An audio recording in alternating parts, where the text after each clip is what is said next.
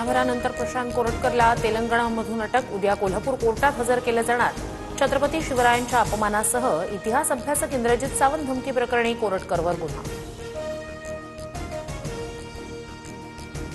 विकृत इतिहास सांगणाऱ्या व्यक्तीला अटक झाली याचं समाधान, मात्र या चिल्लर माणसाला अटक करायला एवढा वेळ कसा लागू शकतो? इतिहास अभ्यासक इंद्रजित सावंत यांचा सरकारला सवाल.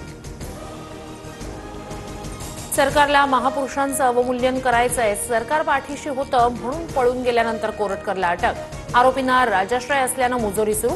सुषमा अंधारेंसह जितेंद्र आव्हाड यांची टीका.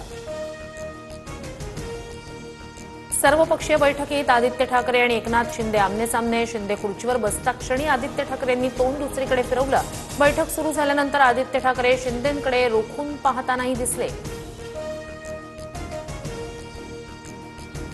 एकनाथ शिंदे गुन्हेगार, आमच्या डोळ्याला डोळा मिळवण्याची ताकद कुठल्या गद्दारात नाही.